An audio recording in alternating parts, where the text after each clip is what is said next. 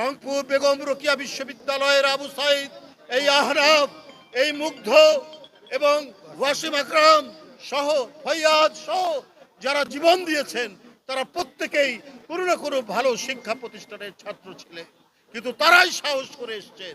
তারাই বলেছেন এক বন্ধু গুলি খেয়ে পড়ে যাচ্ছে, আরেক বন্ধু বলেছে পানি লাগবে পানি।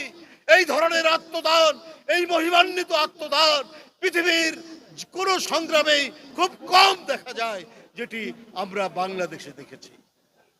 কারণ কি, অনেক লাঞ্ছনা, অনেক শোষণ, অনেক জুলুম এবং জালিম শাহের অনেক অত্যাচার তারা নিজ চোখে দেখেছে। তারা দেখেছে তার ভাইকে নিয়ে গিয়ে অদৃশ্য করে দেওয়া হয়েছে। এই যে আপনার সঞ্জিদা তুলির ভাই সুমন, আমার অত্যন্ত একজন ঘনিষ্ঠ ছোট ভাই, আজকে সেই নেই। প্রত্যেকটা কর্মকাণ্ডে, রাজনৈতিক কর্মকাণ্ডে সে থাকতো, সে আজ নেই। আজকে জাকির কোথায়? আজকে এমপি ইলিয়াস আলী কোথায়? আজকে চৌধুরী আলম কোথায়? এই তো সব ঠিকানা তো জানার কথা শেখ হাসিনার। তার আইন শৃঙ্খলা বাহিনী তাদেরকে তুলে নিয়ে গেছে। এই ছিল নৈরাজ্যকর পরিস্থিতি, এই ছিল ভয়াল পরিস্থিতি। বন্ধুরা আমার, অনেকে তুলে নিয়ে গেছেন। নিয়ে যাওয়ার পরে আয়না ঘরের মধ্যে প্রথমেই বেদম প্রহার করা হয়েছে। আপনারা কয়েকদিন আগেই দেখেছেন যে গুম কমিশনের সেকেন্ড রিপোর্ট যেটা জমা দেওয়া হয়েছে, সেই রিপোর্টের মধ্যে যে তথ্য এসছে, সেই তথ্যগুলো যদি আমরা পড়ি আমাদের রক্ত হিম হয়ে যায়, আমাদের লোম খাড়া হয়ে যায়, দাঁড়িয়ে যায়। মায়ের সামনে মেয়েকে অত্যাচার করছে, তার ওড়না খুলে ফেলছে, আবার মেয়ের সামনে মাকে অত্যাচার করছে। এটা গুম কমিশনের রিপোর্ট। এরপরে কারো পায়ের নখ তুলে ফেলছে, কাউকে বেদম প্রহার করা হয়েছে।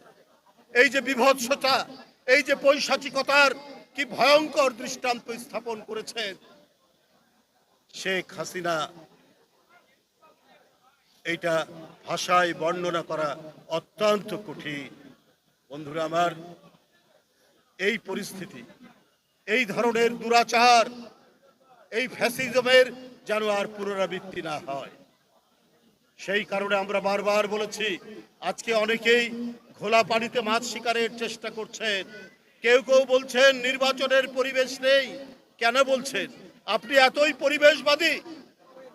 পৃথিবীর যুগ যুগ ধরে যে সংগ্রাম, আন্দোলন, মানুষের যে অধিকার, এই অধিকার তো রাজনৈতিক সংগ্রামের মধ্যে দিয়ে এগিয়ে এসছে।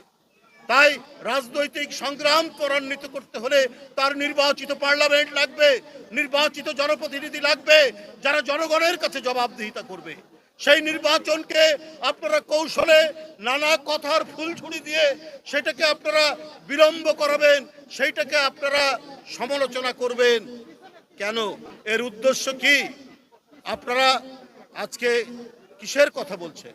আপনারা, আমরা তো জানি আপনাদের ঐতিহ্যের কথা।